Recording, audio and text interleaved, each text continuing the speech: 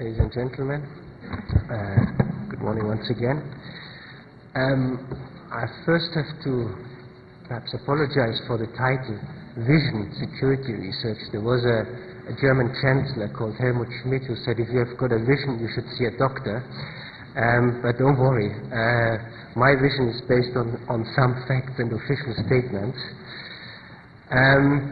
First of all, I think if we want to look into the future, it's also worthwhile sometimes looking a little bit backwards. And in fact, in order to understand why we do security research and so on, I think it's important to see the bigger policy context. And probably this document is known to all of you, the so-called European Security Strategy from 2003, which was drafted at the time by Javier Solana. And this strategy basically laid out a number of threats that the EU is facing and also outlined a number of policy implications or strategies for action. And in terms of threats, you can see them on the slides: terrorism, proliferation of weapons of mass destruction, regional conflicts, state failures, and organized crime were laid out in this document. And in terms of policy implications, it said we need to become more active, we, the European Union, i.e. to apply our full spectrum of our instruments from crisis management to classical diplomacy to development aid. And we need to become more capable in the sense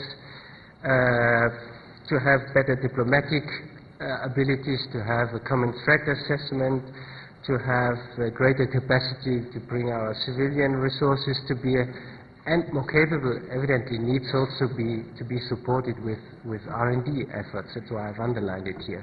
And it said more coherent. The EU and member states have to work together. Here's another document, which is a very recent one. It's still in draft. It was approved 2 weeks ago by the Justice and Home Affairs ministers. It still needs to be finally approved by the European Council. I think it will be done end of this month. It's the so-called internal security strategy. If you want, it's the internal counterpart to the first document I just showed to you. And it's structured in a very similar way as the European security strategy. And what it does, it sets out common threats and challenges. It sets out, let's say, the principles for a common internal security policy, and it defines a European security model, if you want. In terms of threats, as you can see, you will find similar ones as on my previous slide: terrorism, organized crime, but you will see others which you haven't seen before: cybercrime, cross-border crime, and they call it violence itself. By that they mean youth violence, hooliganism, and so on, and natural and man-made disasters. So in this strategy, they clearly put together the man-made disasters, the natural disasters, with crime. And also there is a range of policy implications that are laid out, or guidelines for action, if you want. One is that we should be more proactive, have an intelligent-led approach, and we should more do on prevention, anticipation of threats, that we need to cooperate operationally better together. And one is what they call a commitment to innovation and training. And there they specifically say that we have to build up on the research projects that have been done in the framework program, and to work towards technological standards and platforms.